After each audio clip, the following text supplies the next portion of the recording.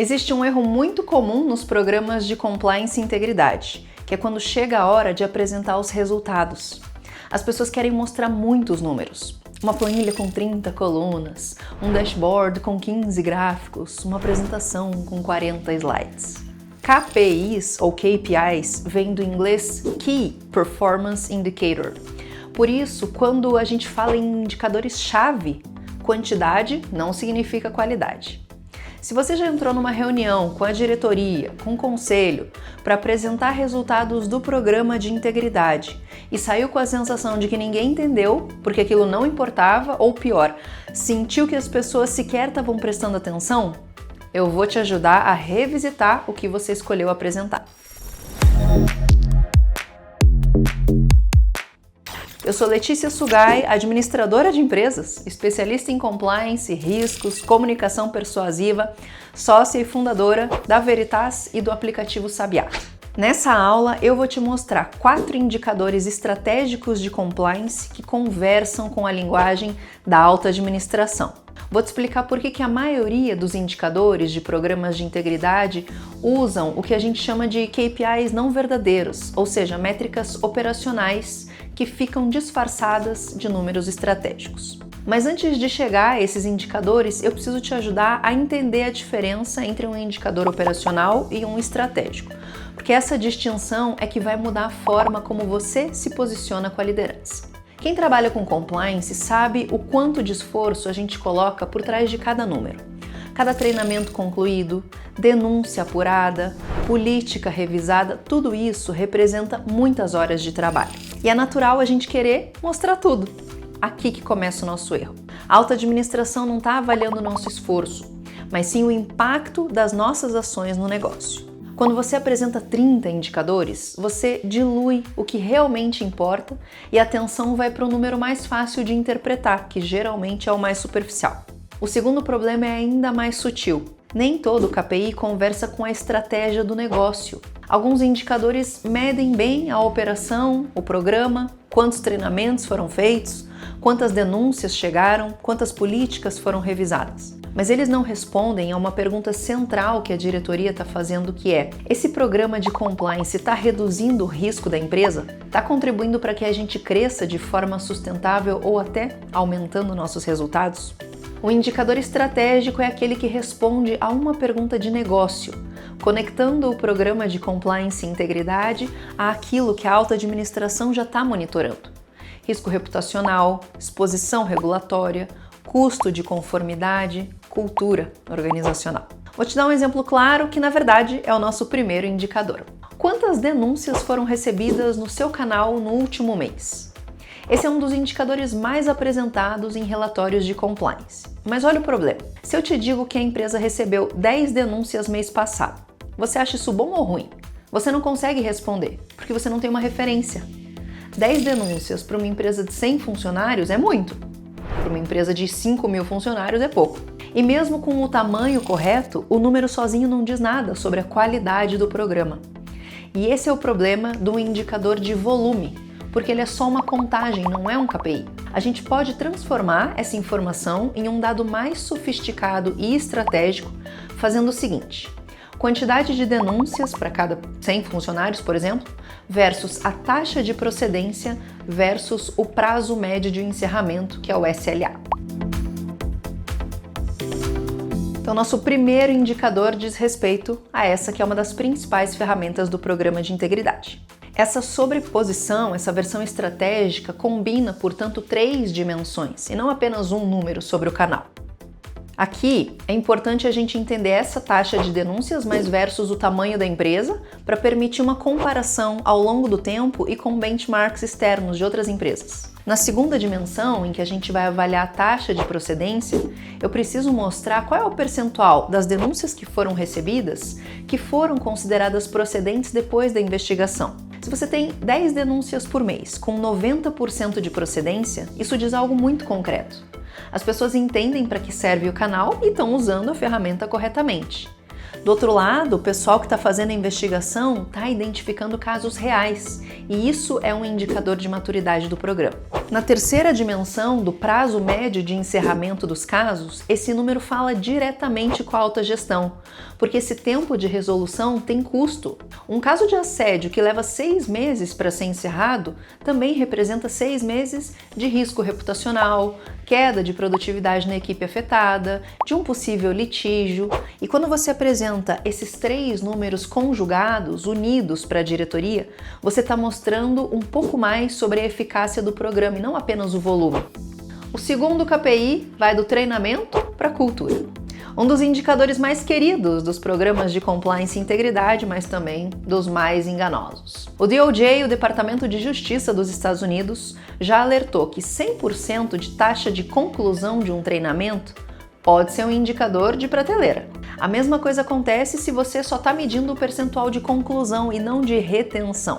A taxa de conclusão mede se as pessoas abriram o treinamento, foram à palestra, enfim, chegaram até a última tela, ficaram até o final, assinaram a lista de presença. Ele não mede se essas pessoas aprenderam alguma coisa, muito menos se elas vão aplicar aquilo nas decisões do dia a dia ou se isso mudou comportamento. É por isso que o DOJ já questiona ativamente se altas taxas de conclusão são um sinal de treinamento efetivo, que todo mundo completa porque o conteúdo é genérico, rápido, sem nenhuma fricção real, ou não.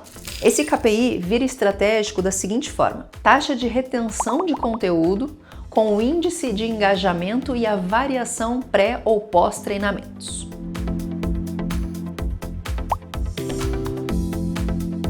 A taxa de retenção de um conteúdo pode ser medida por avaliações, aplicadas entre 30, 60, 90 dias depois de um treinamento. Sabe por que isso é importante?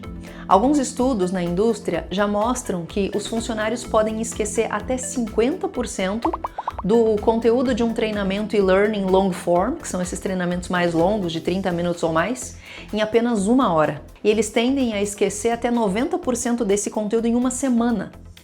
Esse fenômeno é conhecido como curva de esquecimento. Segundo, o índice de engajamento, que isso vai passar a incluir a taxa de participação voluntária, por exemplo, em atividades de compliance, além daquilo que é obrigatório. A abertura de comunicações do programa ou o envio dessas mensagens, participação em treinamentos ou dinâmicas. E o terceiro, que é a variação desse comportamento pré e pós-treinamento, é medida por pesquisas de clima e de cultura ética, aumento do uso do canal, aumento das consultas ao compliance, redução de certas categorias de não conformidades, áreas que receberam treinamentos específicos. Quando você apresenta esses números para a diretoria, você não está dizendo treinamos 98% da empresa. Você está dizendo o treinamento mudou percepções e comportamentos em X% das pessoas que o fizeram. E a gente tem evidência disso. Me conta aqui nos comentários qual ou quais desses KPIs você já usa, no que você está pensando em criar, o que você ainda não mede. Quero entender um pouquinho de como é que está a tua realidade. Terceiro, maturidade na gestão de riscos ou de controles. Esse KPI é o que mais ressoa com CFOs e CEOs e traduz compliance numa linguagem de governança corporativa e não apenas integridade. Na versão comum a gente vê o seguinte: número de políticas revisadas ao ano ou até a quantidade de riscos de integridade mapeados. Gente, contar políticas não significa nada. Isso é uma atividade operacional necessária, mas esse número de revisões ou de riscos mapeados não diz nada sobre a qualidade dessas informações. Uma empresa pode ter revisado 20, 30, 50 políticas de compliance no ano e ainda assim ter os seus maiores riscos completamente descobertos. Uma versão estratégica desse indicador olha para cobertura e atualização do mapa de riscos, percentual de riscos críticos com controles implementados versus a frequência dessa atualização. Ou seja, a matriz foi atualizada? Ela inclui riscos emergentes do negócio, como o uso de inteligência artificial, entrada em novos mercados, realização de novas parcerias? Quando você tem um mapa de riscos desatualizado, isso literalmente é um programa de compliance gerenciado no ontem e não no hoje. Segundo, o percentual de riscos classificados como críticos, que já tem controles implementados e monitorados, tá como? Se o teu mapa identificou 12 riscos e só 4 têm controles ativos, você tem um problema sério em um número concreto para apresentar à diretoria e aqui você tem mais barganha para demandar recurso, inclusive. Terceiro, a frequência de atualização do teu mapa de riscos. O DOJ e algumas práticas internacionais recomendam uma atualização anual ou sempre que tiver uma mudança estrutural no mercado, como, por exemplo, uma expansão de negócio, aquisição de uma operação, entrada num novo segmento. Quando você apresenta um percentual de riscos críticos de integridade que estão cobertos por controles ativos e efetivos, você está dando para a diretoria um número de governança. E essa é a conversa que você quer ter com a alta administração. Por fim, nessa aula de hoje é o nosso risco de terceiros, que é super relevante para quem lida com cadeias de fornecimento extensas, lida com fornecedores em outros países, com alto risco de corrupção. Você tem que conectar esse impacto reputacional ao negócio. A versão comum desse indicador olha para o número de contratos com cláusula anticorrupção inserida, por exemplo. Mas cláusula, infelizmente, não ajuda a proteger de uma maneira holística, não é? A maioria das empresas sabe quais fornecedores têm cláusula anticorrupção no contrato, mas muito poucas sabem se os fornecedores de alto risco passaram por uma due diligence real ou quando foi a última vez que essa diligência foi atualizada. A responsabilidade por atos de corrupção cometidos por terceiros pode recair sobre a empresa contratante, e isso é o que diz a nossa lei anticorrupção brasileira, FCPA, dos Estados Unidos também.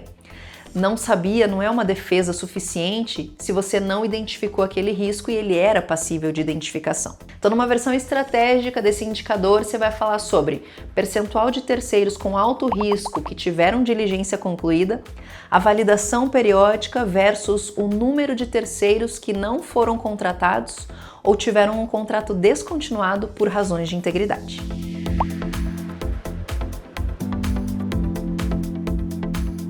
Então, primeiro, vai olhar para o percentual de terceiros classificados como alto risco. E você precisa saber identificar o que é um risco alto para a tua empresa. E aí você vai olhar quais deles passaram pelo processo de diligência de integridade. Isso vai responder à pergunta: você conhece realmente com quem você está fazendo negócios? Segundo, é uma taxa de revalidação periódica. Diligência feita uma vez na entrada do fornecedor não é suficiente. As melhores práticas dizem que esses fornecedores de alto risco precisam ser reavaliados periodicamente, em geral a cada 1, 2 anos, se você tiver menos apetite ao risco, até 6 meses. Terceiro, e esse é o mais impactante para apresentar para a alta gestão: o número de terceiros descontinuados ou que não foram contratados em razão dos seus riscos de integridade identificados.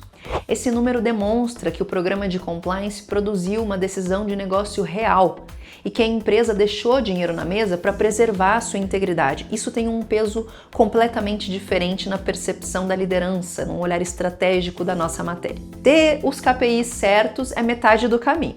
A outra metade é saber como apresentá-los de uma maneira que a alta administração consiga absorver e usar nas decisões. Então, como dicas bônus dessa aula, 3 princípios que fazem toda a diferença na hora de você fazer essa apresentação. Primeiro, menos é mais. Escolha no máximo KPIs que caibam na palma de uma mão. 5 KPIs estratégicos para essa apresentação executiva. Se você tem um dashboard operacional com 20 indicadores, 30, maravilha. Ele serve para a gestão do programa no teu dia a dia. Mas para a diretoria, você precisa filtrar o que realmente importa no contexto daquele momento do negócio e de forma estratégica. Uma boa prática é começar a tua apresentação como, por exemplo, uma linha do tempo.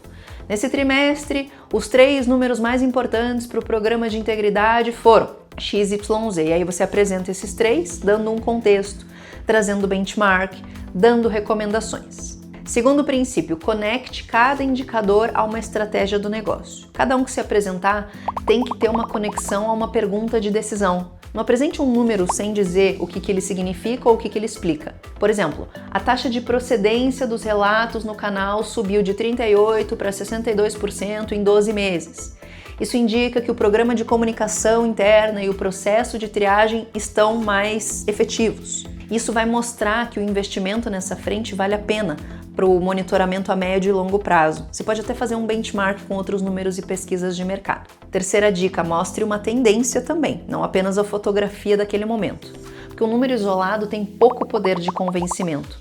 Um número que mostra evolução ao longo do tempo, comparação ou benchmarks tem muito mais contexto. Quando você diz, as nossas denúncias para cada 100 funcionários estão em 1.2, abaixo da média de 1.65 global, divulgada pela Navex, por exemplo, você se posiciona e posiciona o programa dentro de um contexto de mercado, e aí você fala a linguagem da alta administração, que está acostumada a ver KPIs de negócio com esse tipo de comparativo. Se você gostou desse vídeo, salva ele aqui, manda para quem você acha que pode ajudar. Eu espero que você, na próxima apresentação de indicadores de programas de compliance e integridade para alta gestão, vá munido ou munida com conteúdos mais estratégicos e ajude a fortalecer o seu trabalho cada vez mais. Acompanhe aqui nossas aulas toda quarta-feira às 19 horas nesse canal aqui no YouTube, tem lição de compliance nova para você.